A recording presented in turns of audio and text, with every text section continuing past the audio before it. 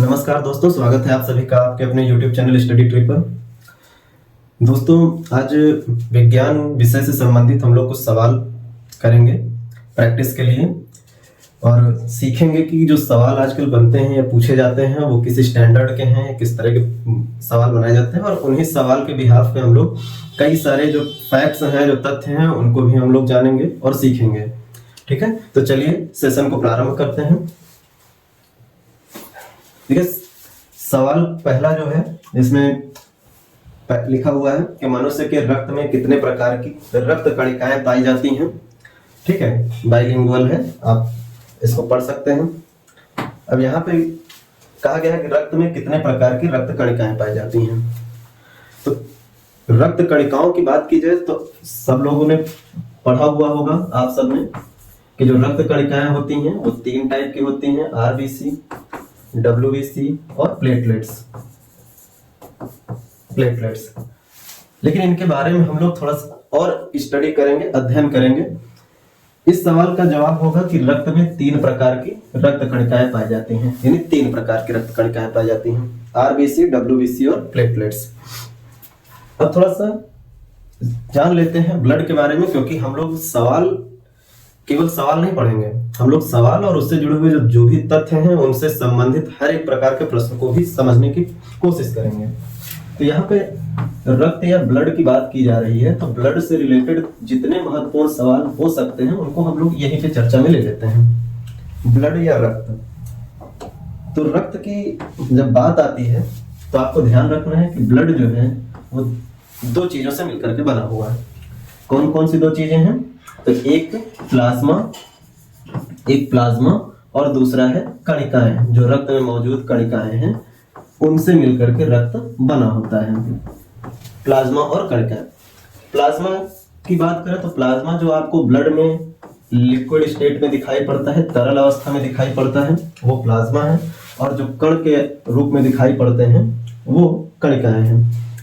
खुली आंखों से आपको कणिकाएं और प्लाज्मा में अंतर देखने को नहीं मिलता है, लेकिन अगर हम लोग धमनी और सिराओं की बात करते हैं तो इसके अंदर जो रक्त का प्रवाह है वो तरल के रूप में होता है, तरल फॉर्म में। ब्लड तरल के फॉर्मेट में होता है और इसी फॉर्म की बात करें तो इसी को कहा जाता है प्लाज्मा, जो आपको तरल अवस्था में देखने को मिलता है। ये जो तरल बहते हुए दिखाई देगा इसी को कहा जाएगा प्लाज्मा। और इसी में बीच बीच में कण पाए जाते हैं, कणिकाएं पाई जाती हैं, जो तीन प्रकार की होती हैं, आरबीसी, डब्ल्यूबीसी और प्लेटलेट्स। ऐसे कणिकाएं पाई जाती हैं रक्त में। ये कणिकाएं और जो तरल भाग है ये दोनों आपस में कह सकते हैं इस प्रकार से घुली हुई अवस्था में होती हैं कि ये अलग से दिखाई नहीं पड़ती, खुली आंखों से देखने में दिखाई नहीं पड़ती हैं। तो ये ध्यान रखना है।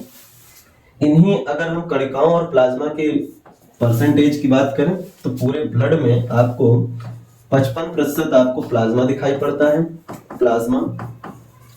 और इसी में जो कणिकाएं हैं, कणिकाएं ये आपको 45% दिखाई पड़ती हैं, रक्त कणिकाएं।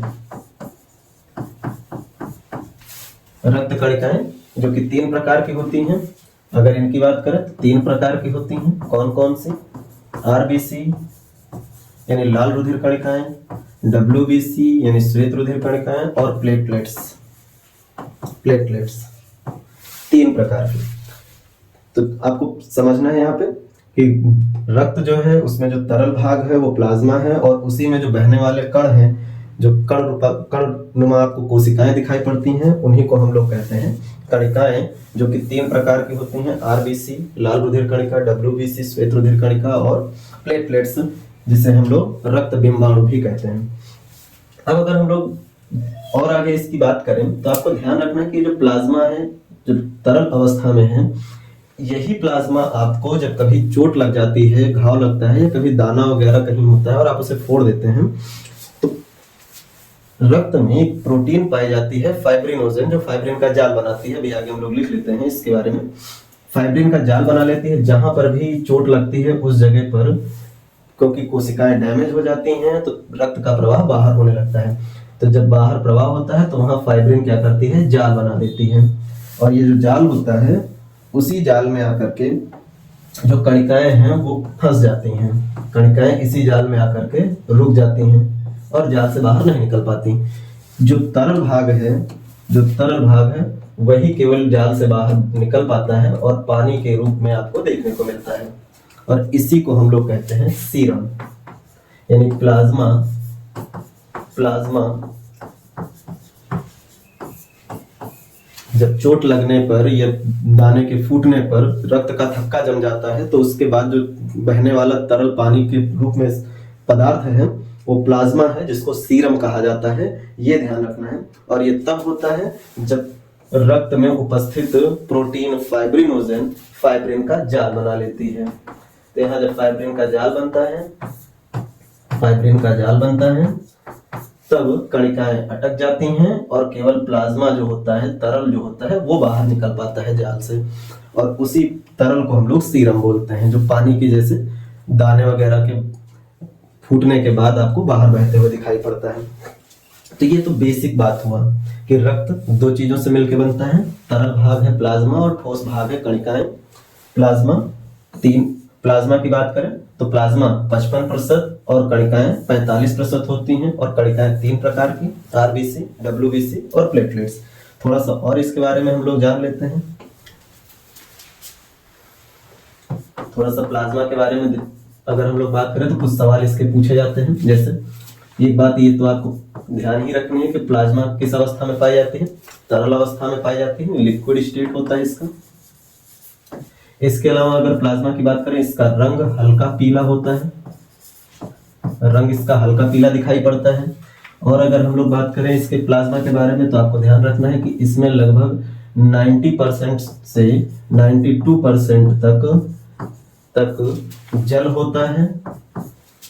बचा हुआ 8% से 10% भाग में शेष प्रोटीन या कह लें कार्बनिक व अकार्बनिक पदार्थ जितने भी होते हैं, कार्बनिक व अकार्बनिक पदार्थ ये पाए जाते हैं, ठीक, पदार्थ उपस्थित होते हैं।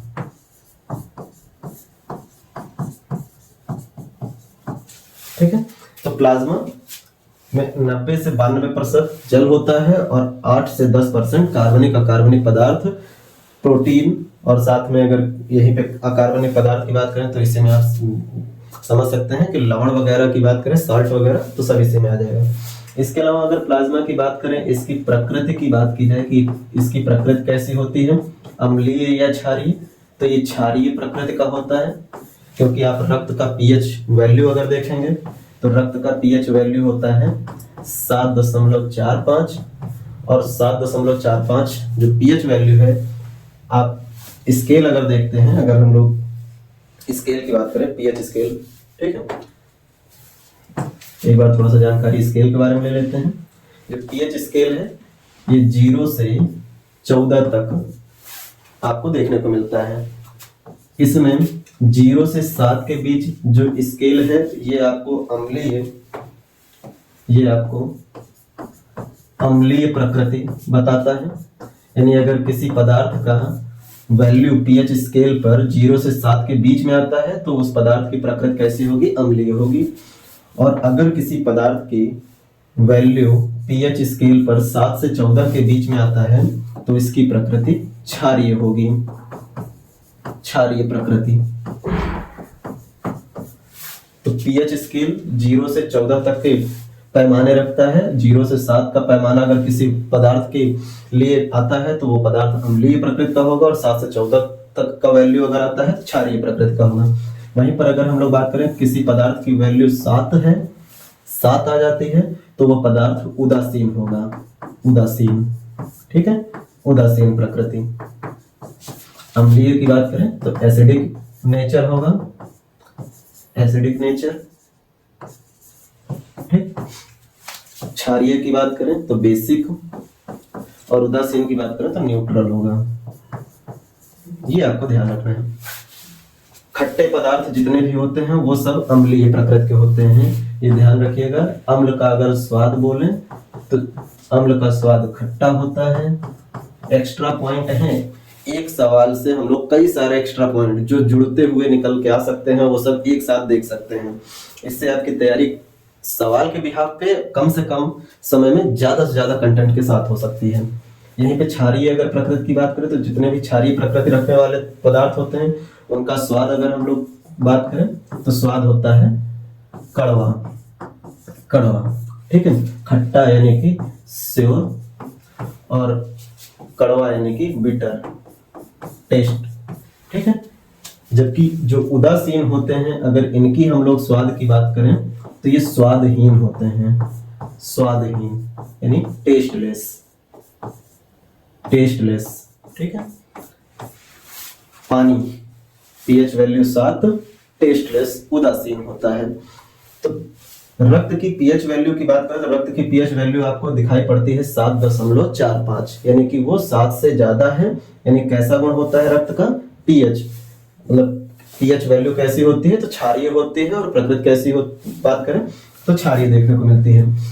तो ये आपको ध्यान रखना है, ये पीएच स्केल है। अब इससे एक सवाल डायरेक्ट हम लोग ले लेते हैं। पीएच स्केल अगर इसकी खोज की बात करें तो यहाँ आपको खोज याद रखना है, एचपी सॉरेनसन, सॉरेनसन ये कौन है? पीएच स्केल के खोजकर्ता, खोजकर्ता, ठीक है। पीएच स्केल, तो पीएच स्केल की खोज करता है एचपी सॉरेनसन। तो एक ही सवाल से पहले इतने पॉइंट, तो पीएच स्केल आपने देख लिया। अब बढ़ते हैं यहाँ पे, तो प्लाज्मा की प्रकृति कैसी होती है? क्षारीय, क्योंकि ये रक्त में पाया जाता है और रक्त का पीएच वैल्यू कितना होता है? 7.45। तो इसलिए रक्त भी क्षारीय है, प्लाज्मा भी क्षारीय दिखाई पड़ेगा। फिर अगर हम बात करें और तथ्यों की, तो अब हम लोग कणिकाओं के बारे में थोड़ा सा देख लेते हैं। कणिकाएं कितने प्रकार की होती हैं? कणिकाएं जो होती हैं उनकी अगर हम लोग बात करें कितने प्रकार की, तो आपको 3 प्रकार बताए, आरबीसी, डब्ल्यूबीसी और प्लेटलेट्स, ठीक है। ये कणिकाएं हैं। आरबीसी को हम लोग जानते हैं लाल रुधिर कणिकाओं के नाम से, लाल रुधिर कणिकाओं के नाम से। डब्ल्यूबीसी को हम लोग श्वेत रुधिर कणिका के नाम से जानते हैं, ठीक है, श्वेत रुधिर कणिका।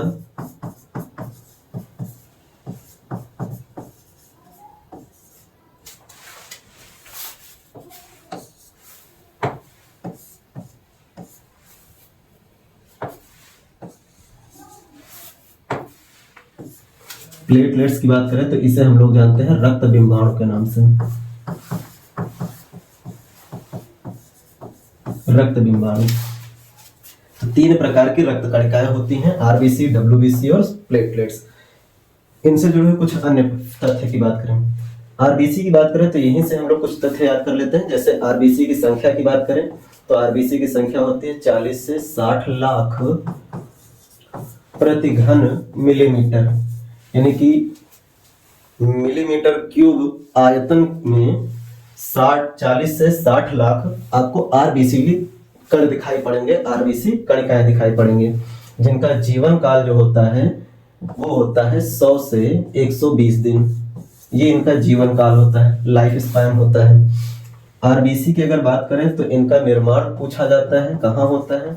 तो लाल रुधिर कणिकाओं में होता है, सॉरी लाल अस्थिमज्जा में होता है।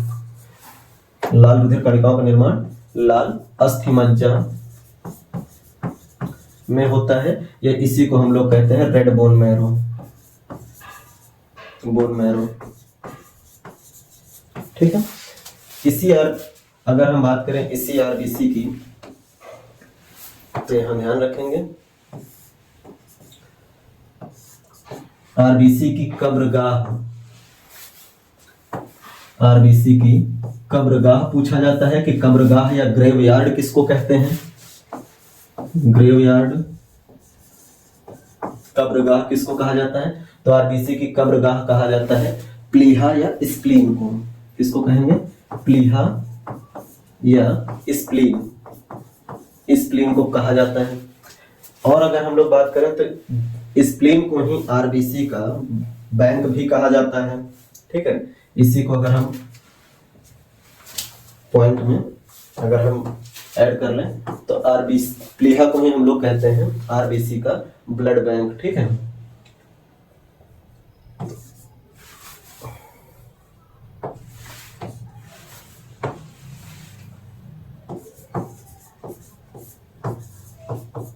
रक्त का बैंक, रक्त आरबीसी का।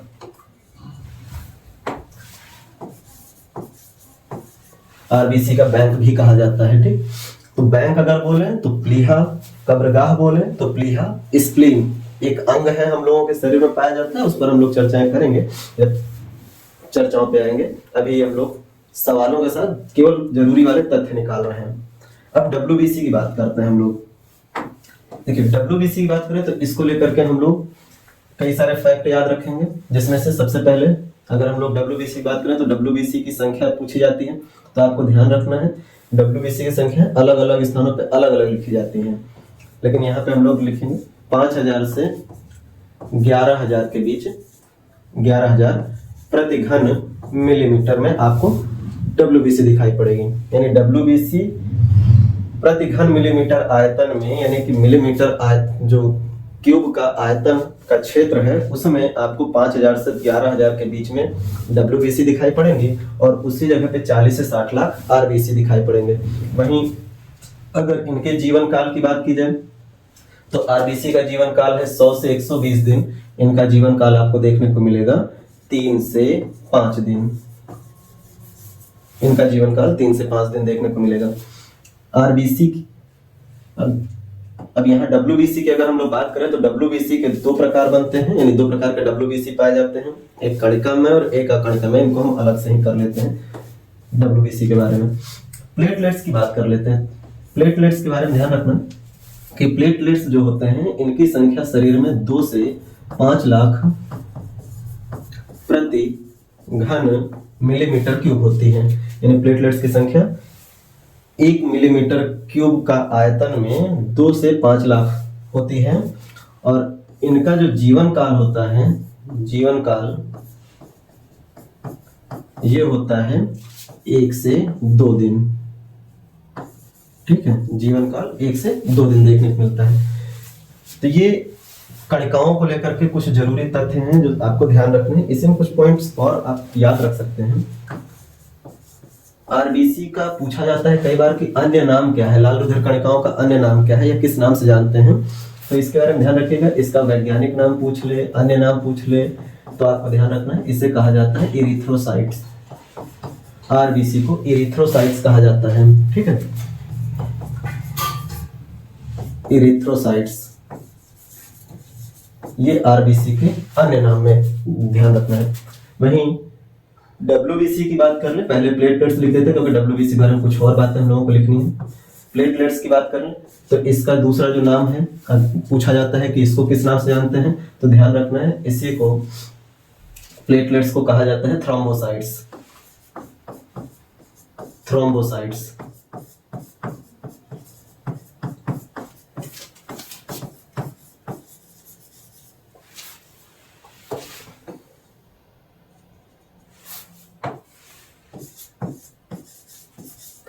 ठीक है, इसको थ्रोम्बोसाइट्स के नाम से आता है। वहीं डब्ल्यूबीसी की अगर हम लोग बात करें तो डब्ल्यूबीसी को जाना जाता है ल्यूकोसाइट्स के नाम से, ल्यूकोसाइट्स के नाम से।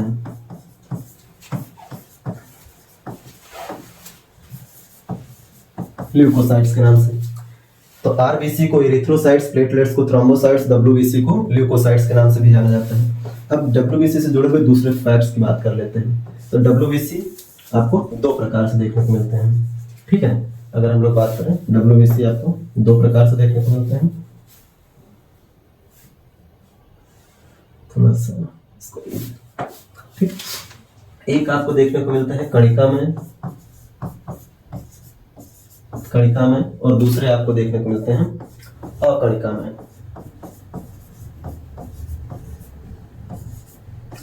तो डब्ल्यूबीसी आपको 2 प्रकार के, कणिका में को कहा जाता है ग्रेन्युलोसाइट्स, ठीक है, और अकणिका में को कहा जाता है एग्रेन्युलोसाइट्स।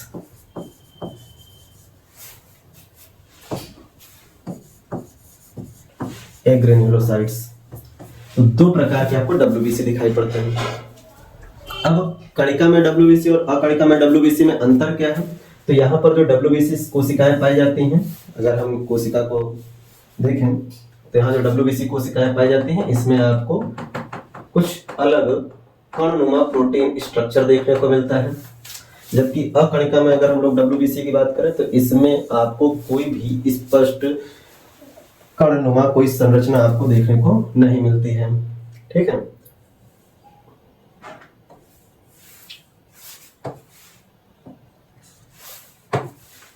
अकणिका में अब इनके भी अपने प्रकार बनते हैं, कणिका में और अकणिका में के। अगर हम लोग कणिका में डब्ल्यूबीसी की बात करें तो कणिका में डब्ल्यूबीसी आपको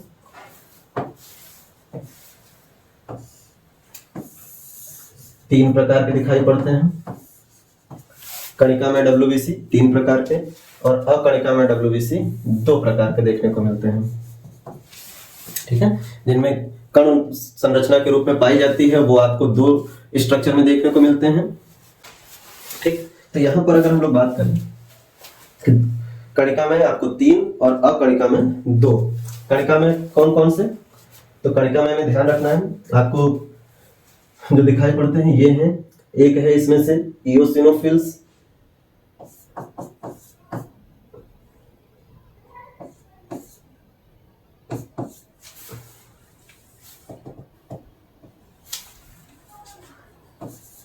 इओसिनोफिल्स। ठीक है, इओसिनोफिल्स।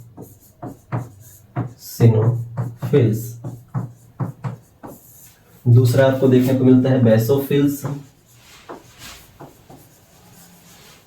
बेसोफिल्स।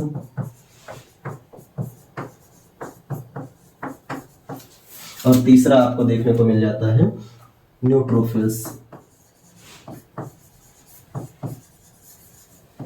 न्यूट्रोफिल्स।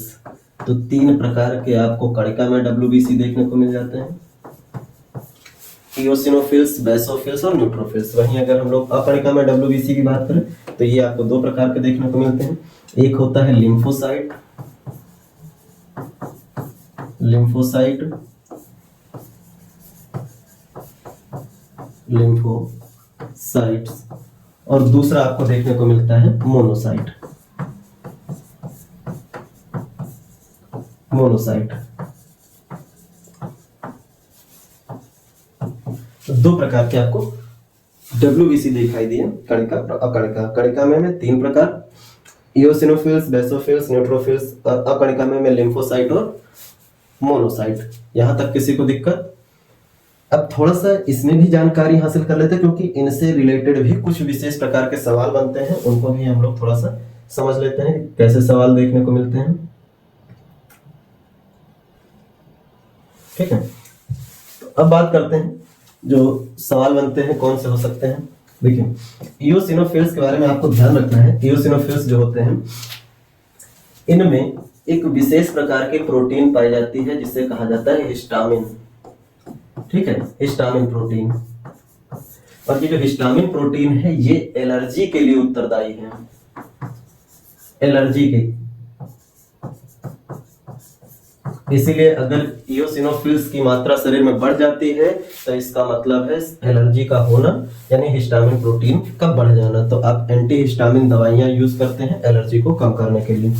बेसोफिल्स की बात करें तो हमारे शरीर में रक्त में एक विशेष प्रकार की कह सकते हैं प्रोटीन पाई जाती है, हिपैरिन, जो शरीर के अंदर रक्त का थक्का बनने से रोकती है।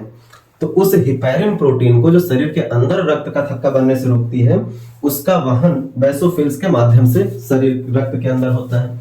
तो बेसोफिल्स की अगर हम लोग बात करें तो ध्यान रखेंगे, बेसोफिल्स हिपैरिन प्रोटीन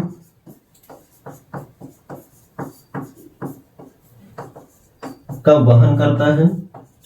ठीक है, हिपैरिन प्रोटीन, और हिपैरिन प्रोटीन का काम क्या है? रक्त का थक्का शरीर के अंदर बनने से रोकना।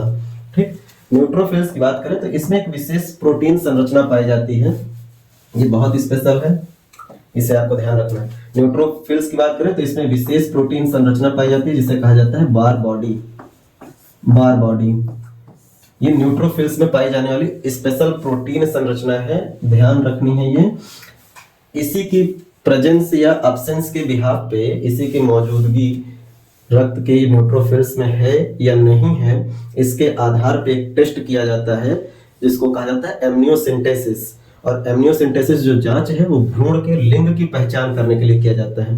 भ्रूण यानी एम्ब्रियो जो अभी डेवलपमेंटल स्टेज में है, शुरुआती फेज में है, जिसमें अभी शरीर के किसी अंग का विकास नहीं हुआ है, लेकिन पहले ही जान लेना कि वो आगे लड़का होगा या लड़की होगा, उसकी पहचान करने के लिए जो टेस्ट होता है एमनियोसिंथेसिस, उस एमनियोसिंथेसिस की जांच में न्यूट्रोफिल्स के अंदर बार बॉडी का पता लगाया जाता है। तो यहाँ ध्यान रखना है, अगर न्यूट्रोफिल्स में बार बॉडी प्रेजेंट है तो हम कहेंगे कि बार बॉडी प्रेजेंट है तो हम लोग कहेंगे कि होने वाली जो संतान है वो लड़की होगी। ठीक है, बार बॉडी प्रेजेंट है तो होने वाली संतान लड़की होगी, और अगर अब्सेंट है तो होने वाली संतान लड़का होगा। ठीक है, और इसी बार बॉडी की जांच करना भ्रूणीय अवस्था में, एम्ब्रियो स्टेज में जो बात करते हैं, उसी को कहा जाता है एमनियोसिंथेसिस। हम यहाँ पे लिख देते हैं, भ्रूण की जांच किस नाम से जानी जाती है, तो भ्रूण की जांच एमनियोसिंथेसिस, एमनियोसिंथेसिस। अस्पतालों के बाहर और जांच केंद्रों के बाहर लिखा होता है कि यहाँ भ्रूण के लिंग का परीक्षण अपराध है, नहीं होता है। वो अगर भ्रूण के लिंग की परीक्षण की जब बात करते हैं तो इसका मतलब वो कौन सी जांच वहां पे नहीं करते हैं, एमनियोसिंथेसिस जांच नहीं करते हैं, एम्ब्रियो के लिंग का परीक्षण नहीं किया जाता है। इसके बाद एम्ब्रियो जब बेबी के फॉर्म में डेवलप होने लगता है, 3 महीने की अवधि को पूरा कर लेता है, उसके आगे बढ़ता है, तब शरीर के अंगों का विकास होता है। तो उसके बाद अल्ट्रासाउंड जो होता है, सोनोग्राफी, उससे केवल और केवल स्थिति का पता लगाया जाता है कि वो स्वस्थ है या नहीं है बच्चा, परिस्थितियां कैसे हैं, वो सोनोग्राफी है। लेकिन अभी बिना अंगों के विकास के अभी केवल शुरुआती फेज में है भ्रूण, केवल अभी फर्टिलाइजेशन हुआ है, निषेचन हुआ है, उसके बाद ही अगर परीक्षण करके पता करना हो कि वो लड़का होगा या लड़की, तो वो एमनियोसिंथेसिस है। इस बात का ध्यान रखिएगा। तो उसमें किसका परीक्षण किया जाता है, न्यूट्रोफिल्स में बार बॉडी का परीक्षण किया जाता है। प्रेजेंट है तो लड़की होगी, अब्सेंट है तो लड़का होगा। ये स्पेशल प्रोटीन टाइप है। अब आते हैं इस दूसरी साइड में, लिम्फोसाइट्स की बात करें तो ये 2 टाइप के होते हैं, मेनली 2 टाइप के होते हैं। ठीक है, बी लिम्फोसाइट और टी लिम्फोसाइट। ठीक है, ये बी लिम्फोसाइट और टी लिम्फोसाइट, ये कह सकते हैं हमारे शरीर में रोग प्रतिरोधक क्षमता को बनाने के लिए सबसे महत्वपूर्ण WBC कोशिकाएं होती हैं। सबसे महत्वपूर्ण एड्स रोग जो होता है, एड्स रोग में हमारे शरीर की जो टी लिम्फोसाइट्स कोशिकाएं हैं, यही पूरी तरह से नष्ट कर दी जाती हैं, जिससे कि हमारे शरीर का प्रतिरक्षा तंत्र खत्म हो जाता है। और प्रतिरक्षा के खत्म होने के बाद हम किसी भी अन्य रोग से ग्रसित हो सकते हैं, पीड़ित हो सकते हैं। तो इसीलिए ध्यान रखना है, एड्स रोग में टी लिम्फोसाइट कोशिकाएं ही क्या होती हैं, नष्ट हो जाती हैं। जबकि मोनोसाइट्स की बात करें तो यहाँ पे इनको लेकर के भी ध्यान रखना है कि ये 2 प्रकार की होती हैं। ठीक है, दिखाई तो दे ही रहा है सफेद कलर। ठीक, एक होता है, अगर हम लोग बात करें तो एक होता है मैक्रोफेजेस, और दूसरा होता है डेंड्राइटिक सेल, डेंड्राइटिक सेल।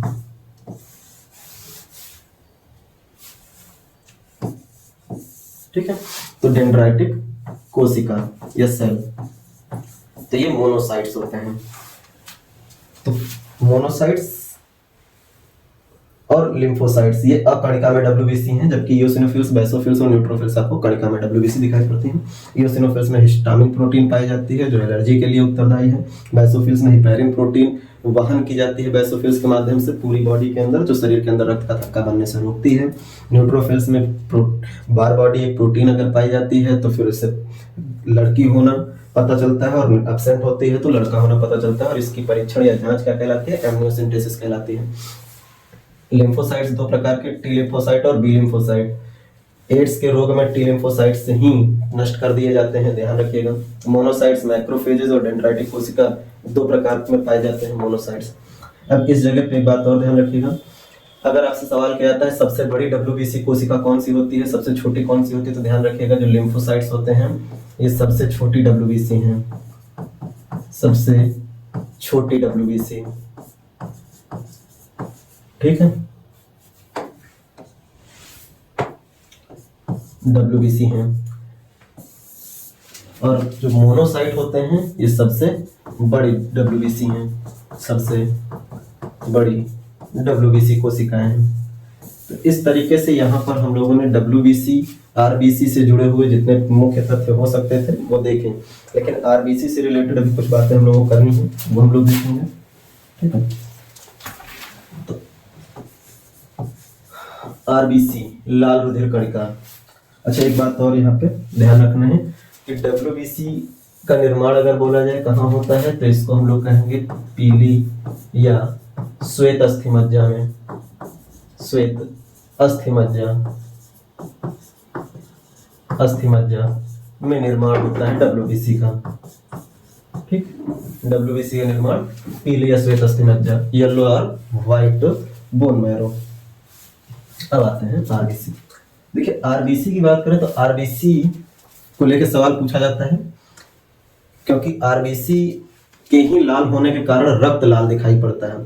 तो RBC क्यों लाल होता है, तो इसमें पाया जाता है एक वर्णक यानी पिगमेंट RBC में, उसको हम लोग जानते हैं हीमोग्लोबिन के नाम से। तो RBC में कौन सा वर्णक होता है, हीमोग्लोबिन, हीमोग्लोबिन। ठीक, हीमोग्लोबिन ये वर्णक है। अगर हीमोग्लोबिन वर्णक की बात करें तो इस वर्णक का एक्चुअल कलर जो होता है, एक्चुअल रंग यानी वास्तविक रंग होता है, वास्तविक रंग ये होता है बैंगनी, बैंगनी, ये कहें तो वायलेट, वायलेट कलर। ठीक है, वर्णक यानी पिगमेंट, रंग देने वाला पिगमेंट। तो हीमोग्लोबिन का वास्तविक रंग बैंगनी होता है, लेकिन इसी हीमोग्लोबिन के कारण RBC लाल होता है। तो ऐसा कब होता है, हीमोग्लोबिन जो होता है, हीमोग्लोबिन ये ऑक्सीजन और कार्बन डाइऑक्साइड का परिवहन करता है। तो जब हीमोग्लोबिन ऑक्सीजन का परिवहन करता है तो ऑक्सीजन से क्रिया करके, ये आपको ध्यान रखना है कुछ तथ्य, ऑक्सीजन से क्रिया करके ऑक्सी हीमोग्लोबिन का निर्माण करता है, ऑक्सी हीमोग्लोबिन का निर्माण करता है, ऑक्सी हीमोग्लोबिन का निर्माण करता है। और ये जो ऑक्सी हीमोग्लोबिन है इसी का रंग चटक लाल होता है, चटक लाल। तो हमें जो रक्त दिखाई पड़ता है, आप अगर देखेंगे गहराई से धमनियों से जो रक्त निकाला जाता है वो शुद्ध रक्त होता है। शुद्ध का मतलब है उसमें ऑक्सीजन मिला हुआ है, और वो रंग जो निकाला जाता है तो वो थोड़ा सा चटक लाल में दिखाई पड़ता है। वहीं सबसे ऊपर के लेयर में सिराएं पाई जाती हैं, वो वेन्स होती हैं, और वेन्स में जो रक्त प्रवाहित होता है वो अशुद्ध होता है, यानी कार्बन डाइऑक्साइड युक्त होता है, कार्बोक्सी हीमोग्लोबिन बनाया हुआ होता है। और ऐसा रक्त थोड़ा सा आपको कह सकते हैं कि गाढ़ा लाल दिखाई पड़ता है, यानी कि बहुत ज्यादा आपको मटमैला उसमें रंग निकल करके दिखाई पड़ता है, कत्थई। तो वो जो आपको दिखाई पड़ता है वो कार्बन डाइऑक्साइड के होने के कारण होता है, क्योंकि हीमोग्लोबिन का वास्तविक रंग बैंगनी है और कार्बन डाइऑक्साइड से क्रिया करके ये मटमैला लाल रंग बनाता है। और ऑक्सीजन की प्रेजेंस में रक्त कैसा रंग का दिखाई पड़ता है, चटक लाल दिखाई पड़ता है। तो ये ध्यान रखना है। तो RBC का रंग हीमोग्लोबिन के कारण कह सकते हैं लाल होता है, और RBC के कारण पूरा रक्त लाल होता है, क्योंकि RBC में सबसे ज्यादा मात्रा में कौन होता है, सॉरी रक्त में सबसे ज्यादा मात्रा में कौन होता है, RBC। कितना, 40 से 60 लाख प्रति घन मिलीमीटर होता है। अब यहीं पे ध्यान रखेंगे इसी हीमोग्लोबिन को लेकर के कुछ तथ्य हैं। ठीक है, कुछ तथ्य हैं हीमोग्लोबिन से रिलेटेड, जिससे आप देख लें। अब अगर हम लोग हीमोग्लोबिन की बात करें, हीमोग्लोबिन की बात करें तो हीमोग्लोबिन दो चीजों से मिलकर के बना है, एक है हीम और एक है ग्लोबिन, एक है हीम और एक है ग्लोबिन। ये जो ग्लोबिन है ये प्रोटीन है। तो रक्त में कौन सी प्रोटीन पाई जाती है अगर आपसे पूछा जाए तो ग्लोबिन प्रोटीन पाई जाती है, क्योंकि ग्लोबिन प्रोटीन ही हीमोग्लोबिन बनाता है, और हीमोग्लोबिन RBC में पाया जाता है। और सबसे ज्यादा ब्लड में कौन सी कोशिकाएं होती हैं, तो आरबीसी। इसलिए ब्लड में सब अगर प्रोटीन पूछा जाए तो ग्लोबिन प्रोटीन या ग्लोब्यूलिन प्रोटीन, ये ध्यान रखिएगा। वहीं हीम की बात करें तो ये वर्णक है, रंग देने वाला, मेन इसी से रंग निकल के आता है। अब इस हीमोग्लोबिन के निर्माण की बात करें तो ये हीमोग्लोबिन दो चीजों से मिलकर बना है, हीम और ग्लोबिन। तो इसमें सवाल पूछा जाता है कि हीम वर्णक का कितना प्रतिशत होता है, तो 4%, और ग्लोबिन प्रोटीन कितना होता है, 96%। यानी 4% हीम वर्णक और 96% ग्लोबिन प्रोटीन मिलकर हीमोग्लोबिन का निर्माण करते हैं। और यही हीमोग्लोबिन ऑक्सीजन और कार्बन डाइऑक्साइड का परिवहन श्वसन की क्रिया के दौरान करता है, ये आपको ध्यान रखना है। और ये यही हीम जो है, ये ध्यान रखना है, यही हीम वर्णक जो है इसमें ही पाया जाता है आयरन। ठीक है, आयरन। आयरन तो सवाल ये भी बनता है कि रक्त में कौन सा धातु तत्व पाया जाता है, तो आयरन पाया जाता है, क्योंकि आयरन से निर्मित होता है हीम जो मेन वर्णक है, और हीम और ग्लोबिन मिलकर के हीमोग्लोबिन बनाते हैं जिसका रंग बैंगनी होता है। और जब ये ऑक्सीजन से क्रिया करता है तो ऑक्सी हीमोग्लोबिन बनाता है, और ऑक्सी हीमोग्लोबिन का रंग कैसा हो जाता है, चटक लाल हो जाता है। और उसका प्रभाव आपको आरबीसी में दिखाई पड़ता है, और आरबीसी के लाल दिखाई देने से पूरा रक्त लाल दिखाई पड़ता है। तो ये दिमाग में रखेंगे। अब एक सवाल ये भी बनता है कि जो हीमोग्लोबिन है वो एक बार में कितने ऑक्सीजन या कार्बन डाइऑक्साइड के अणुओं का परिवहन करता है, तो यहाँ ध्यान रखना है। जो हीम वर्णक है ना, हीम वर्णक, ये बना किससे है, आयरन से, आयरन। और आयरन के अंदर यहाँ पर एक रिंग बनाने की क्षमता देखने को मिलती है कि आयरन एक रिंग बनाता है, एक रिंग स्ट्रक्चर बनाता है। इस रिंग स्ट्रक्चर को कहा जाता है पोरफायरिन रिंग। ठीक है, इस तरह से एक रिंग स्ट्रक्चर बनाता है जिसको कहा जाता है पोरफायरिन रिंग। ठीक, अब ये जो पोरफायरिन रिंग का निर्माण आयरन करता है, यहाँ ध्यान रखेंगे तो इस रिंग में आपको 4 सीट दिखाई पड़ रही है। इन्हीं 4 सीटों के माध्यम से आयरन ऑक्सीजन को के 4 अणुओं को, कह सकते हैं जब हम लोग सांस लेते हैं तो फेफड़ों में जो ऑक्सीजन भरी जाती है, उस ऑक्सीजन को जब रक्त का हीमोग्लोबिन कैरी करता है तो इसी आयरन के द्वारा बनाया गया जो पोरफायरिन रिंग है, इसके माध्यम से इन्हीं स्थानों पर उस ऑक्सीजन के अणु को कैरी किया जाता है, जिसमें एक बार में जो हीमोग्लोबिन का ये पोरफायरिन रिंग है एक साथ 4 ऑक्सीजन के अणुओं को फेफड़ों से उठाता है और शरीर के कोशिकाओं को जहां ऑक्सीजन देना होता है उस जगह पर ड्रॉप करता है। तो ऑक्सीजन ड्रॉप करता है कोशिकाओं में, और कोशिका में बने हुए कार्बन डाइऑक्साइड को खाली स्थानों पर बिठाता जाता है। इस तरीके से जो हीमोग्लोबिन है ऑक्सीजन कोशिका में छोड़ता है, और कोशिका में बनी हुई जो कार्बन डाइऑक्साइड है उसको कोशिका से उठा करके फेफड़ों तक लाने का काम करता है। तो कार्बन डाइऑक्साइड के भी 4 अणु का परिवहन हीमोग्लोबिन का एक अणु करता है, और ऑक्सीजन के भी 4 अणुओं का परिवहन हीमोग्लोबिन का एक अणु करता है। ये आपको ध्यान रखना है। और जिस रिंग या इस संरचना के माध्यम से परिवहन करता है उस संरचना को हम लोग कहते हैं पोरफायरिन रिंग। ये बात ध्यान रखिएगा। तो इतनी बातें हैं जो आपको ध्यान रखनी है कणिकाओं को लेकर के। सवाल जो पूछा गया था उस सवाल के बिहाफ पे हमने पूरा का पूरा यहाँ से डिस्क्रिप्शन ले लिया।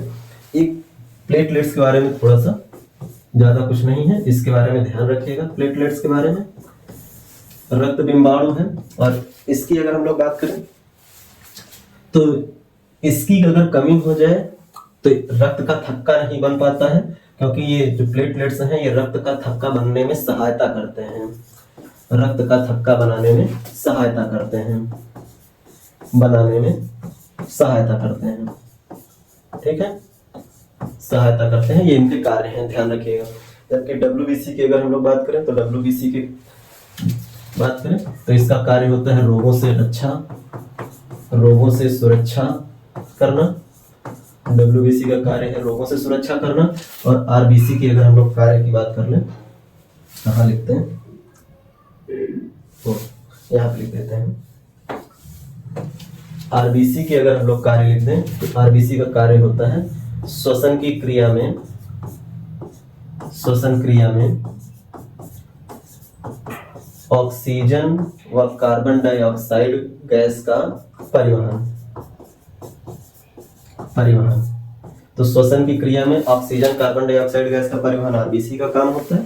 डब्ल्यूबीसी का काम होता है रोग से लड़ना, यानी प्रतिरक्षा तंत्र उपलब्ध कराना, प्रतिरक्षा। और प्लेटलेट्स का काम है रक्त का थक्का बनने में सहायता करना। ये ध्यान रखेंगे। तो ये इतनी बातें हुई कणिकाओं से रिलेटेड।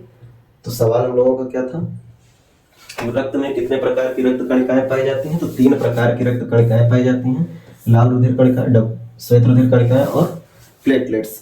डेंगू रोग में प्लेटलेट्स की ही कमी हो जाती है। डेंगू रोग जो होता है उसमें प्लेटलेट्स की कमी हो जाती है।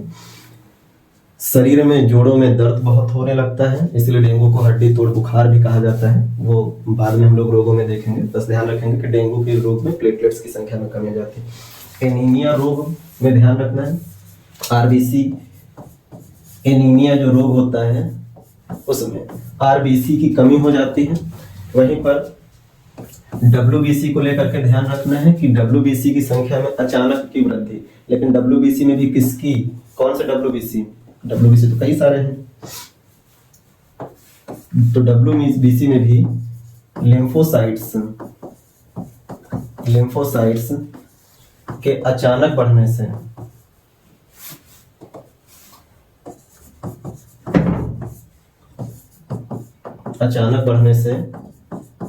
रक्त कैंसर होता है, या इसी को कहा जाता है ल्यूकीमिया रोग हो जाता है। तो रोग से रिलेटेड ये बात जो बेसिक है वो ध्यान रखना है कि आरबीसी की अगर कमी हो जाए तो फिर एनीमिया, डब्ल्यूबीसी में लिम्फोसाइट कोशिकाएं अगर अचानक से बढ़ जाए तो रक्त कैंसर या ल्यूकीमिया हो जाता है, और प्लेटलेट्स की कमी हो जाए तो फिर डेंगू रोग होता है। तो ये बातें थी, आपको ध्यान रखनी है। अब अगले सवाल की तरफ बढ़ते हैं। अगला सवाल है, किसी वस्तु को एक 15 सेंटीमीटर फोकस दूरी वाले अवतल लेंस के मुख्य अक्ष पर 30 सेंटीमीटर की दूरी पर रखा गया है, इसका प्रतिबिंब कितनी दूरी पर बनेगा, है ना, ये सवाल है। तो किसी वस्तु को फोकस दूरी कितनी है, 15 सेंटीमीटर, लेंस कौन सा है, अवतल, वस्तु कितनी दूर पर रखी है, 30 सेंटीमीटर की दूरी पर रखी है। तो अब हमें कुछ पहले तो ये पहचान लेना है कि अवतल लेंस, उत्तल लेंस, इन सब में, या अवतल दर्पण, उत्तल दर्पण, इन सब में जो बिंदुएं हैं, जो दूरियां हैं, उनको हम लोग पॉजिटिव कब लेंगे और निगेटिव कब लेंगे, थोड़ा सा इस बात को हम लोग समझ लेते हैं। ठीक है, देखिए हम पार्टीशन कर देते हैं, 2 साइड बना देते हैं। एक साइड में हमने दर्पण कर दिया और एक साइड में हमने लेंस कर दिया। ठीक है, फिजिक्स की एक क्लास अभी हम लोगों ने पढ़ी है जिसमें थोड़ा सा हम लोगों ने जिक्र किया है लेंस और दर्पण को लेकर के। अगर आप लोगों ने देखा होगा तो थोड़ा सा वहां से जानकारी उठाएंगे। दर्पण को लेकर के हम लोगों ने और लेंस को लेकर हम लोगों ने बात करी है पिछली क्लास में, अगर नहीं देखा है तो एक बार वहां जाकर के चेक कर लीजिएगा। हम लोगों ने पढ़ा हुआ है कि दर्पण में जो हमने अवतल दर्पण के लिए कहा है वो सेम यहाँ पर उत्तल लेंस के लिए काम करेगा, और जो हमने वहां पे उत्तल दर्पण के लिए कहा है वो यहाँ सेम अवतल लेंस के लिए काम करेगा, यानी अपोजिट होगा। जितनी भी बातें हम लोगों ने करी हैं, दर्पण में जो कार्य उत्तल के लिए होगा लेंस में वो अवतल के लिए होगा, दर्पण में जो कार्य अवतल के लिए होगा लेंस में वो कार्य उत्तल के लिए होगा, अपोजिट, दिमाग में रखेंगे। अब अगर अपोजिट रख रहे हैं तो यहाँ पर एक बात और याद रखिएगा कि दर्पण के लिए जब हम लोग पॉजिटिव सिंबल का यूज करते हैं तो इसका मतलब होता है आभासी यानी वर्चुअल, और नेगेटिव का अगर हम लोग यूज करते हैं तो इसका मतलब होता है वास्तविक यानी रियल। यहाँ उल्टा कर देंगे क्योंकि जो दर्पण में है उसका जस्ट उल्टा लेंस में होता है। तो यहाँ पे अगर पॉजिटिव लेते हैं तो पॉजिटिव का मतलब होता है वास्तविक, और नेगेटिव का मतलब होता है आभासी। जी आपको ध्यान रखनी है, ठीक है।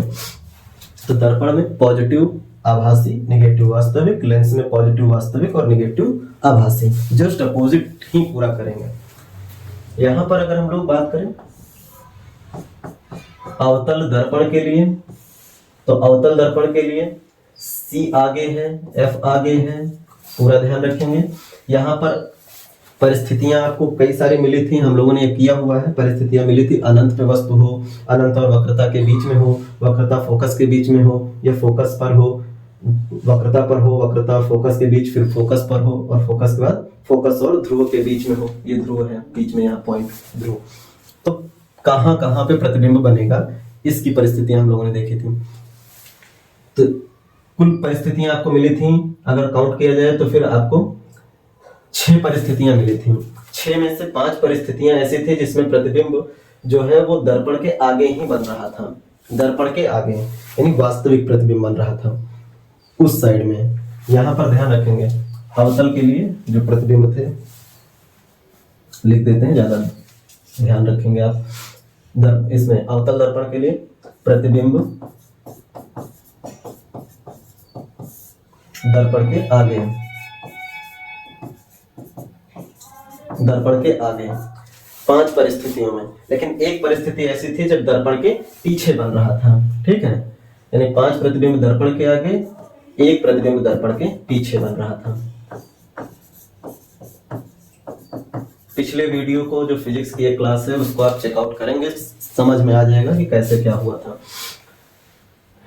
अब ये हम लोगों ने लिख लिया, सेम वो कंडीशन यहाँ पे, वो अवतल दर्पण है तो यहाँ पे हम लोग उत्तल लेंस के लिए ले लेते हैं, उत्तल लेंस के लिए लेते हैं। उत्तल लेंस में ध्यान रखना है, इधर आपको देखने को मिलेगा 2f1 f1, इधर f2 और 2f2। यहाँ पर जो वक्रता है उसको हम लोग 2f1 या 2f2 के रूप में प्रदर्शित कर रहे हैं, द्वितीय फोकस के रूप में इस तरह से प्रदर्शित कर रहे हैं। वहां पे 5 प्रतिबिंब दर्पण के आगे थे तो यहाँ पे 5 प्रतिबिंब लेंस के पीछे की तरफ आएंगे, इस साइड बनेंगे, यानी 5 प्रतिबिंब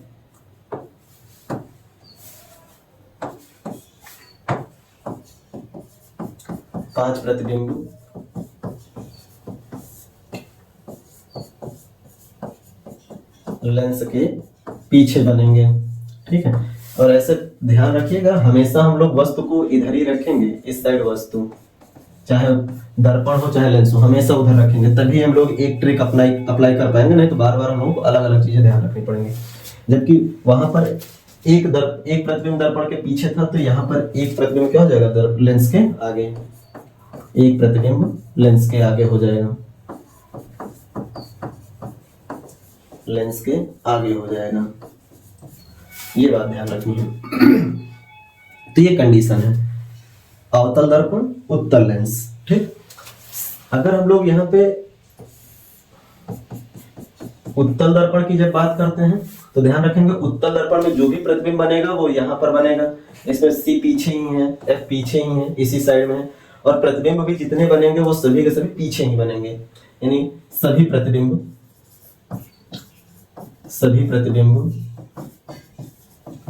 दर्पण के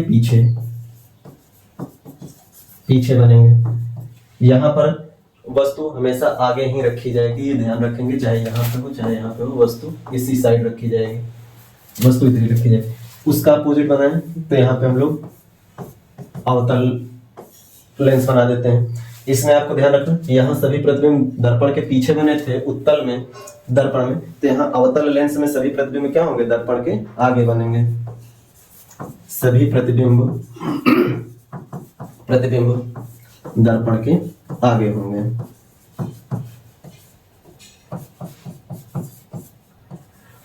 ये बात अगर आप दिमाग में रखते हैं तो आपको कभी भी लेंस और दर्पण के सवाल लगाने में दिक्कत नहीं आएगी, क्योंकि इसी से आप बिंदुओं को प्राप्त कर पाएंगे, बिंदुएं निकाल पाते हैं। यहाँ पर भी ये वाला जो पोर्शन है, ये अगर हम लोग बात करें तो F1 2F1 F2 2F2,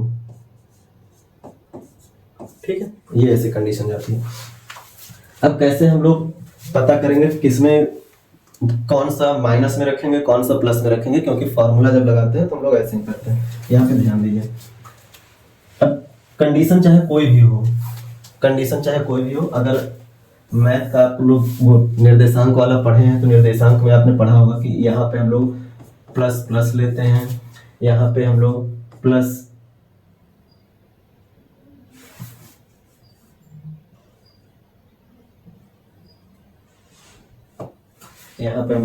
minus plus लेते हैं, और यहाँ पे अगर हम लोग बात करें तो यहाँ पर हम लोग माइनस माइनस लेते हैं, और यहाँ पे हम लोग प्लस माइनस लेते हैं। निर्देशांक ज्यामिति में आप लोगों ने पढ़ा होगा। Plus plus minus minus minus plus minus. अगर हम लोग जो दूसरे नंबर पे लिखे हैं इनको अगर हम हटा दें, इनको हटा दें जो सेकंड में, ठीक है, तो आपको देखने को मिल जाएगा कि एक तरफ हम लोगों ने, अगर आप मैथ वाले हैं तो, मैथ से नहीं है तो केवल डायरेक्ट याद रख लीजिए कि जो भी सतह है, चाहे दर्पण का हो चाहे लेंस का हो, उसके अगर हम लोग राइट की तरफ बात करेंगे तो सारी वैल्यू माइनस में है, और अगर लेफ्ट की बात करेंगे तो सारी वैल्यू प्लस में लिखेंगे। बस ध्यान रखना है कि लेंस में माइनस का मतलब होगा आभासी और प्लस का मतलब होगा वास्तविक, लेंस के उसमें। और जो क्या कहते हैं दर्पण की बात करेंगे तो वहां पे ध्यान रखेंगे दर्पण में प्लस का मतलब आभासी और माइनस का मतलब वास्तविक होगा, ये ध्यान रखिएगा। अब देखते हैं कि किसमें कौन सा अप्लाई होगा। जितनी आगे की वैल्यू है वो माइनस में, जितनी पीछे की वैल्यू है वो प्लस में जाएंगी। अवतल दर्पण के लिए फोकस किसमें रहेगा, फोकस आगे की तरफ है तो फोकस हमेशा माइनस में रखेंगे। सी आगे है माइनस में, यू हमेशा हर कंडीशन में आगे ही है तो यू हर जगह किस में लिखा जाएगा, माइनस में लिखा जाएगा हर जगह। अब प्रतिबिंब की बात आती है, प्रतिबिंब यानी वी की वैल्यू। यू मतलब वस्तु, ऑब्जेक्ट का दूरी जो है वो है दर्पण से कितनी दूर है या लेंस से कितनी दूर है, और वी का मतलब होता है प्रतिबिंब की दूरी दर्पण से कितनी है, ठीक है, इमेज की दूरी कितनी है। v की वैल्यू आपको ध्यान रखनी है, कैसे निकलेगा, तो 5 प्रतिबिंब ऐसे आएंगे जिसके लिए v की वैल्यू क्या होगी, दर्पण के आगे है तो माइनस, और एक प्रतिबिंब ऐसा होगा जिसके लिए प्रतिबिंब की वैल्यू क्या होगी, प्लस। यानी कि इसी जगह से आप ध्यान रख सकते हैं कि 5 आपको वास्तविक प्रतिबिंब मिलते हैं और एक आपको आभासी प्रतिबिंब मिलता है। और जहां कहीं वास्तविक हो इसका मतलब प्रतिबिंब, चाहे वो दर्पण के लिए हो चाहे फिर लेंस के लिए हो, वो उल्टा होगा, ठीक है। और यहाँ आभासी का मतलब होगा सीधा होगा, मतलब सॉरी, यहाँ पे जो दर्पण के लिए वहां पे वास्तविक का मतलब उल्टा और आभासी का मतलब सीधा से है। वहीं अगर लेंस की बात करें तो यहाँ लेंस में आभासी का मतलब जो होगा ये उल्टा से होगा, ठीक है, और वास्तविक का मतलब होगा सीधा से लेंस के लिए, क्योंकि हर चीज उल्टा है दोनों में, ठीक है। पॉजिटिव आभासी तो सीधा, यहाँ पॉजिटिव वास्तविक तो सीधा, निगेटिव वास्तविक उल्टा, तो यहाँ निगेटिव आभासी और उल्टा आपको देखने को मिलेगा। इसके लिए अगर देखा है सभी दर्पण के पीछे यानी इस साइड है, इसको अगर लाइन माने तो इस साइड में है, और लेफ्ट साइड की सारी वैल्यूज चाहे एफ हो निगेटिव, सी हो निगेटिव, यू हो निगेटिव, वी हो निगेटिव, सारी वैल्यूज निगेटिव में आएंगी। इसके लिए पढ़ते हैं 5 प्रतिबिंब लेंस के पीछे हैं, इस साइड बन रही हैं, और लेंस के पीछे बनने वाले जो अगर हम लोग बात करें तो कैसे होते हैं, नेगेटिव होते हैं, ठीक। इस साइड अगर हम लोग बात करें तो सारे कैसे हैं, तो एफ बराबर नेगेटिव, ठीक है, सी बराबर नेगेटिव, यू बराबर नेगेटिव, ठीक है, नहीं पॉजिटिव आएगा, एफ और सी ये पॉजिटिव होंगे, जबकि अगर हम लोग बात करें क्योंकि इसी साइड में बनेगा और इस साइड की सारी वैल्यू पॉजिटिव में है, यहाँ पे हमने उल्टा कर दिया, इसमें सारी वैल्यूज पॉजिटिव में रहेंगी, कोई भी नेगेटिव में रहेगा, ठीक है, करेक्ट कर लीजिएगा, क्योंकि सभी के सभी इस साइड में बनेंगे। फोकस भी इस साइड में है पॉजिटिव, सेंटर ऑफ कर्वेचर यानी सी भी इसी साइड में है तो पॉजिटिव, वस्तु उस साइड में है, ठीक है, वस्तु का गड़बड़ कर दिया, वस्तु उस साइड में है तो उसका नेगेटिव, और प्रतिबिंब सभी इधर ही बनेंगे तो पॉजिटिव, ये आप करेक्ट कर लीजिएगा। यहाँ पर फोकस इधर कहीं लेंगे positive, centre of curvature positive, और यू की वैल्यू नेगेटिव, जबकि वी की वैल्यू कैसे लेंगे, पॉजिटिव लेंगे, क्योंकि 5 बार इसी ओर बनेगा और एक बार आगे बनेगा, तो एक बार आगे यानी कि माइनस में लेंगे। बस ध्यान रखेंगे जब वी की वैल्यू पॉजिटिव निकलती है तो हम लोग मान लेते हैं क्या कि प्रतिबिंब कैसा है, माइनस पे आने का मतलब है उल्टा और आभासी है, और प्लस का मतलब मान लेंगे वास्तविक है और सीधा है, ठीक है, ये ध्यान रखिएगा पॉजिटिव और निगेटिव को लेकर के।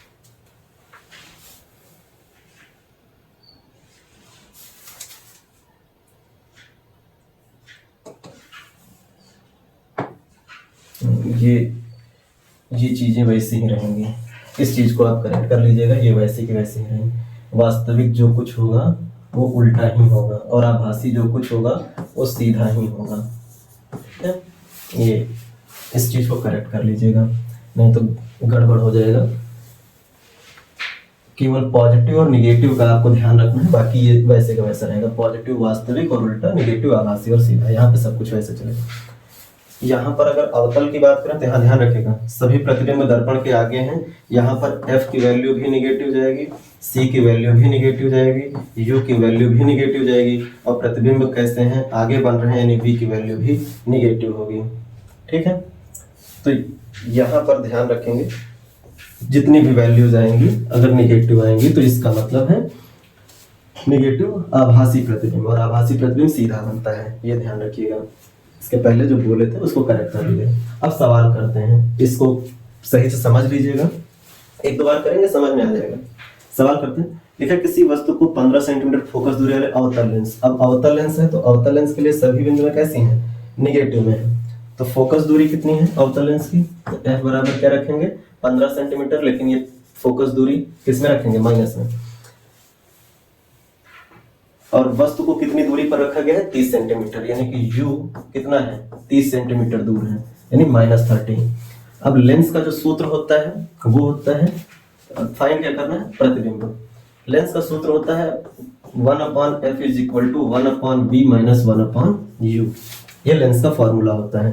ध्यान रखिएगा, लेंस का फॉर्मूला 1/f = 1/b - 1/u होता है। इसी को अप्लाई कर देते हैं।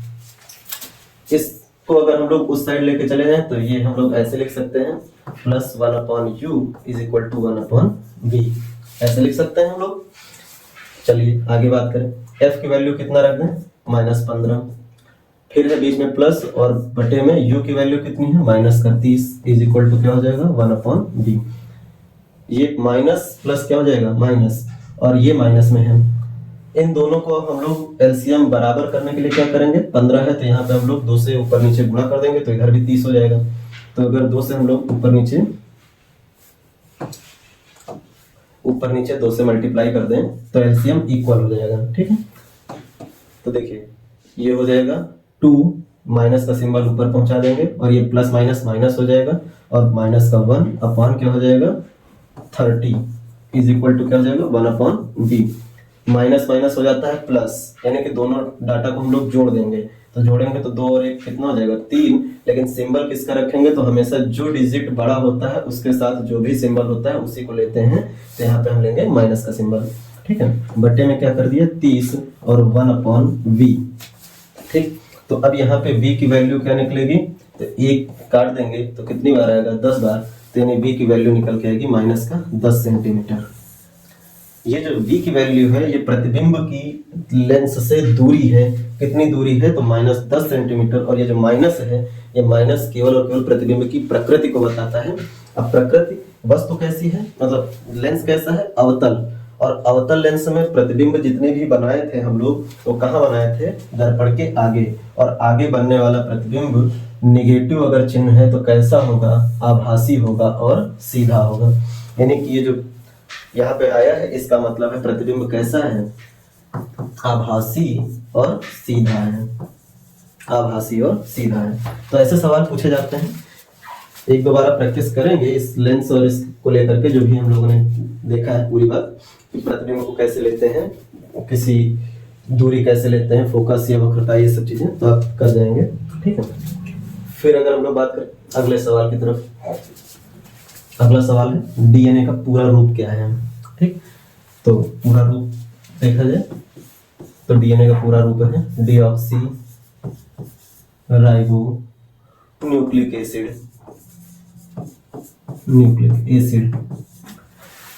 तो ये डीएनए का पूरा रूप हो गया डीऑक्सी राइबो न्यूक्लिक एसिड। लेकिन काम हम लोगों को इतने से नहीं चलाना है, हम लोगों को थोड़ा पॉइंट निकालने हैं, पॉइंट निकालते हैं। सबसे पहले पॉइंट है कि डीएनए की खोज किसने करी थी, तो ध्यान रखना है डीएनए की जब खोज पूछी जाए तो डीएनए हो आरएनए हो इनकी खोज पूछी जाए, तो डीएनए आरएनए की खोज सबसे पहले करी थी फ्रीडरिक मिशर ने, यानी वैज्ञानिक है फ्रीडरिक मिशर। कई जगहों पे माइस्चर लिखा मिलेगा, कंफ्यूज मत होइएगा, तो फ्रीडरिक मिशर या इन्हीं को माइस्चर भी लिखा मिलता है।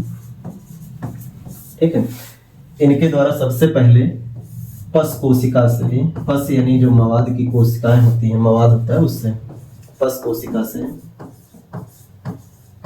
से एक कह सकते हैं प्रोटीन और शर्करा और फास्फेट्स जो कह सकते हैं अम्ल है, फास्फोरिक अम्ल है, उसकी मदद से बना हुआ जो एक पदार्थ है उसकी खोज करी और उस पदार्थ को नाम दिया इन्होंने न्यूक्लिन।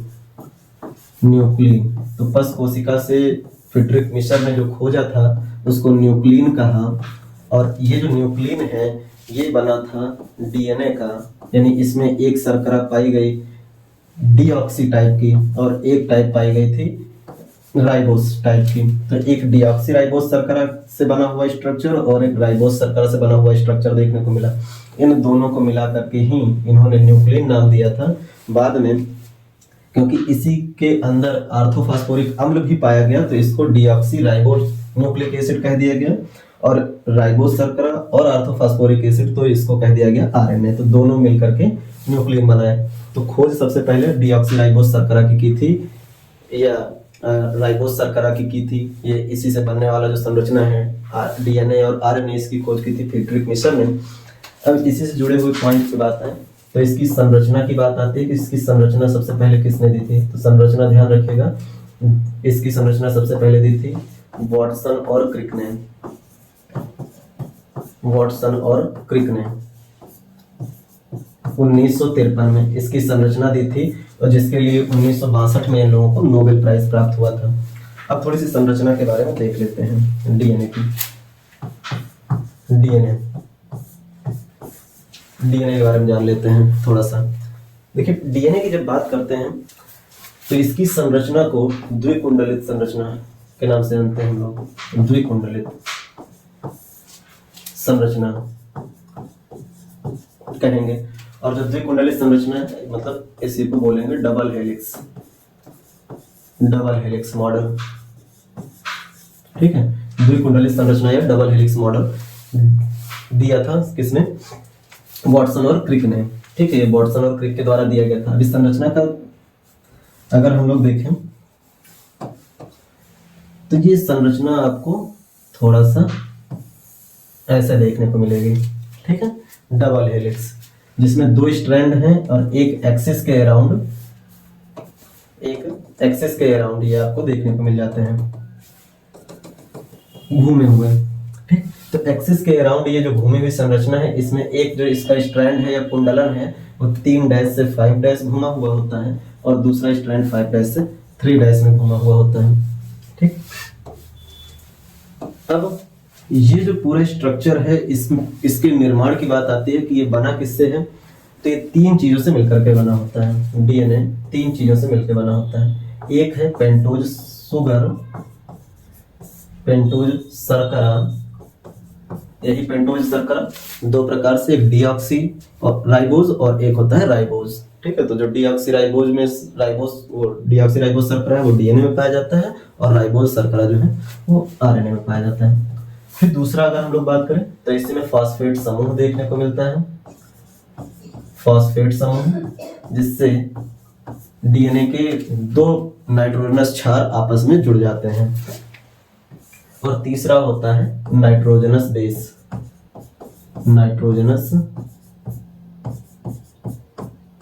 क्षार। ठीक है, नाइट्रोजनस क्षार देखने को मिल जाते हैं। तो 3 चीजों से मिलकर किसी डीएनए या आरएनए का निर्माण होता है। अब जो नाइट्रोजनस क्षार होते हैं ये अपने आप में 2 प्रकार के होते हैं। ठीक है, इसी सवाल को कर लेते हैं क्योंकि काफी ज्यादा डिस्क्रिप्शन हो गया है। नाइट्रोजनस क्षार की बात करें तो 2 प्रकार के, एक इसका देखने को मिलता है प्यूरीन और एक देखने को मिलता है पिरिमिडीन्स। जो प्यूरीन होते हैं ये आपको देखने को मिलते हैं 2 प्रकार के, एक होता है एडेनिन इसको ए से रिप्रेजेंट करेंगे, और दूसरा होता है ग्वानिन जिसे जी से रिप्रेजेंट करते हैं। तो एडेनिन और ग्वानिन आपको देखने को मिलते हैं। वहीं पिरिमिडीन की बात करें तो ये 3 प्रकार के होते हैं, एक होता है थायमिन, एक होता है साइटोसिन और एक होता है यूरेसिल।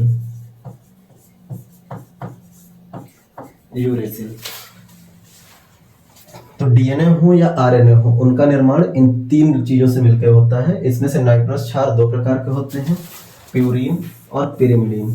तो प्यूरीन जो होते हैं वो दो प्रकार के, एडेनिन और ग्वानिन, और पिरिमिडीन तीन प्रकार के, थायमिन, साइटोसिन और यूरेसिल टाइप के होते हैं। बस अंतर क्या होता है डीएनए और आरएनए में, कि डीएनए में एडेनिन हमेशा थायमिन से जुड़ता है, लेकिन आरएनए में एडेनिन हमेशा यूरेसिल से जुड़ता है। बस यही अंतर है। अगर यूरेसिल और एडेनिन आपस में पेयर बनाते हैं तो ये आरएनए का निर्माण होता है, यानी कि यूरेसिल आरएनए में पाया जाता है। ये ध्यान रखनी है आपको बात। डीएनए में आपको थायमिन एडेनिन से जुड़ता हुआ, लेकिन आरएनए में एडेनिन से यूरेसिल जुड़ता हुआ देखने को मिलता है। अब यहाँ पर जो डीएनए आपको देखने को मिलता है, एक एक्सिस के अराउंड आपको स्ट्रक्चर दिखाई पड़ता है। इसमें एडेनिन थायमिन के साथ 2 हाइड्रोजन बॉन्ड के साथ, ग्वानिन साइटोसिन के साथ 3 हाइड्रोजन बॉन्ड के साथ इस तरीके से जुड़े हुए देखने को मिल जाते हैं। ये पेयर्स हैं जो आपको दिखाई पड़ रहे हैं, ठीक है।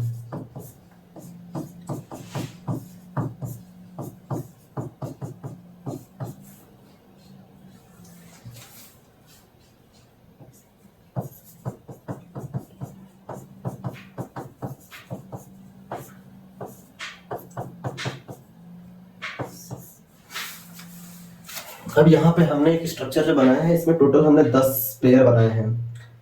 अगर काउंट करें तो 2, 5, 7, 3, 10। ये जो पेयर आपको देखने को मिलते हैं, हमने ये जो स्ट्रक्चर बनाया है इसको एक कुंडलन कह रहे हैं। एक कुंडलन का मतलब, अगर हम डीएनए के इस तरह से लंबी एक श्रृंखला को देखें तो एक कुंडलन उस हिस्से को हम लोग कहते हैं जिसमें डीएनए के किसी एक भाग के बीचों बीच का हिस्सा हम अलग कर लें, दूसरे से बीचों बीच का इस तरह से डिवाइड कर लें, और यहाँ से आधा किसी और का, आधा किसी और का, लेकिन एक पूरा समूच ऐसे अगर हमको मिल जाए कंप्लीट, तो इसको हम एक कुंडलन कहते हैं, ठीक है। तो एक कुंडलन ये जो होता है इसको हम लोग बोलते हैं। इसमें टोटल आपको 10 नाइट्रोजनस क्षार के जोड़ी देखने को मिलते हैं।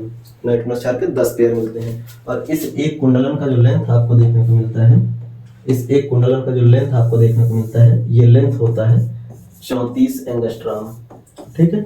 लेंथ 34 एंगस्ट्रॉम आपको देखने को मिलता है, और एक पूरे कुंडलन की लंबाई 34 एंगस्ट्रॉम है। और इसमें कितने नाइट्रोजनस क्षार के बेस पेयर हैं, तो 10 बेस पेयर हैं। 1, 2, 3, 4, 5, 6, 7, 8, 9, 10।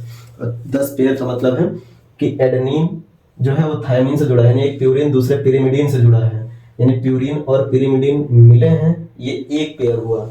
यहाँ पर आपको देखने को मिल रहा है एक प्यूरिन है और एक पिरिमिडीन है, ये आपस में मिले हैं, ये दूसरा पेयर हुआ। इस तरीके से ये पेयर्स हैं। तो जितने आपको देखने को मिल रहे हैं 10 पेयर दिखाई पड़ रहे हैं। तो यहीं पे बात आती है कि टोटल एक कुंडलन की लंबाई 34 एंगस्ट्रॉम है, तो नाइट्रोजनस क्षार के 2 जोड़ों के बीच, नाइट्रोजनस क्षार के 2 जोड़ों के बीच कितनी दूरी है, तो 34 को आप डिवाइड कर दोगे 10 से, तो आपको मिल जाएगा 3.4 एंगस्ट्रॉम, यानी 2 नाइट्रोजनस क्षार के जोड़ों के बीच 3.4 एंगस्ट्रॉम का डिस्टेंस देखने को मिलता है, दूरी देखने को मिलती है। यानी हर एक पेयर के बीच 3.4 की डिस्टेंस देखने को मिलती है, और इस तरीके से टोटल आपको 34 एंगस्ट्रॉम का एक कुंडलन देखने को मिलता है। यहीं पे अगर हम लोग बात करें तो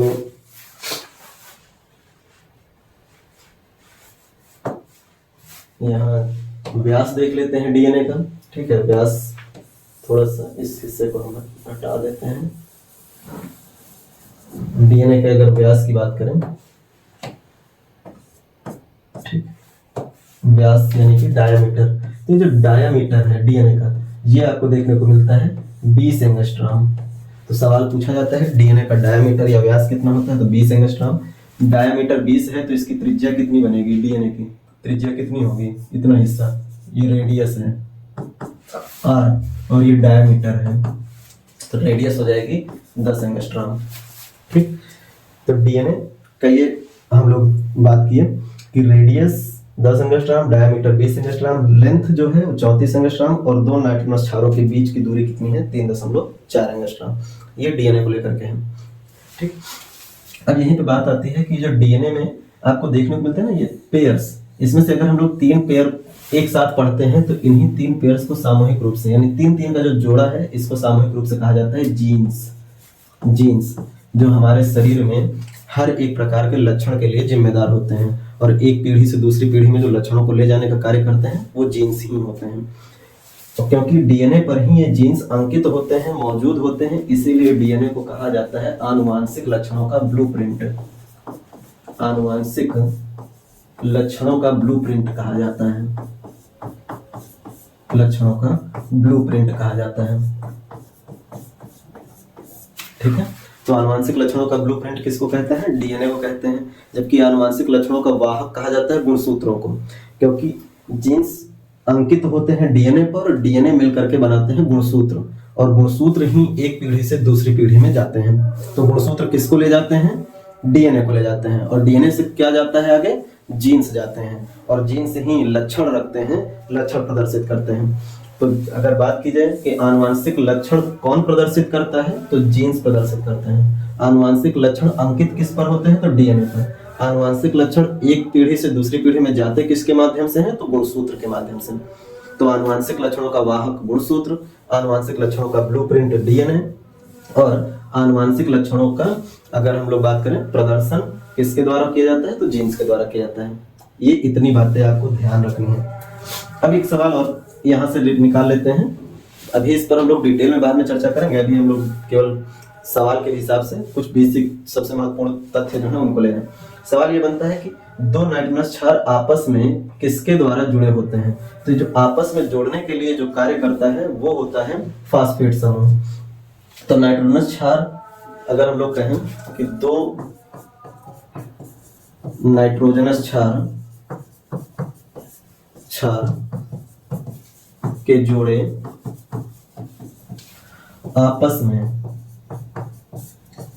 आपस में किससे जुड़े होते हैं? तो फास्फेट समूह, और यहाँ जो फास्फेट समूह होता है वो H3PO4 होता है, इससे जुड़े होते हैं।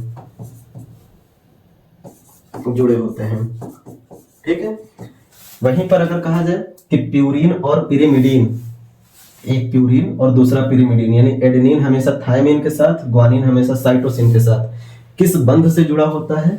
तो इस जगह पे आपको ध्यान रखना है। ऊपर अगर हम लोग लिखें तो प्यूरिन पिरिमिडीन के बीच में कौन सा बॉन्ड होता है? पिरिमिडीन के बीच में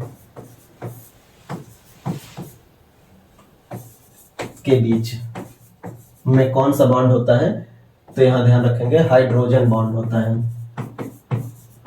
हाइड्रोजन बॉन्ड होता है। ठीक है, ए और टी के बीच यानी एडेनिन और थायमिन के बाद बीच में 2 हाइड्रोजन बॉन्ड, ग्वानिन और साइटोसिन के बीच 3 हाइड्रोजन बॉन्ड। लेकिन प्यूरिन और पिरिमिडीन आपस में किस बॉन्ड से? हाइड्रोजन बॉन्ड से जुड़ते हैं। तो ये ध्यान रखिएगा, दो नाइट्रोजन क्षार आपस में किससे जुड़ते हैं? तो फास्फोरिक अम्ल या फास्फेट समूह के माध्यम से जुड़े होते हैं। तो ये डीएनए को लेकर के हम लोगों को ध्यान रखना है। ये संरचना खोज किसने करी, इसकी बात कर लें। अगला सवाल, किस कोशिकीय घटक को कोशिका के प्रोटीन का कारखाना कहा जाता है? तो ध्यान रखेंगे इसका जवाब क्या आता है। तो इसका जवाब है राइबोसोम। किसको प्रोटीन का कारखाना कहा जाता है? राइबोसोम को कहा जाता है प्रोटीन की फैक्ट्री। अब राइबोसोम को लेकर के जल्दी जल्दी देख लेते हैं। राइबोसोम 2 प्रकार के होते हैं, एक होता है 70S टाइप और एक होता है 80S टाइप। 70S टाइप जो राइबोसोम होते हैं ये पाए जाते हैं प्रोकैरियोटिक कोशिकाओं में, यानी जो प्राइमरी सेल्स होती हैं, प्रोकैरियोटिक कोशिका प्राइमरी सेल्स होती हैं उनमें पाया जाता है। जबकि 80S टाइप के जो राइबोसोम होते हैं ये आपको यूकैरियोटिक कोशिकाओं में देखने को मिलते हैं, यूकैरियोटिक कोशिकाओं में देखने को मिलते हैं। यानी विकसित और नवीन कोशिकाएं जो होती हैं उसमें 80S टाइप राइबोसोम होता है, और जो प्राचीन कोशिकाएं होती हैं पुरानी उनमें 70S टाइप राइबोसोम। लेकिन इसके अलावा भी आपको माइटोकॉन्ड्रिया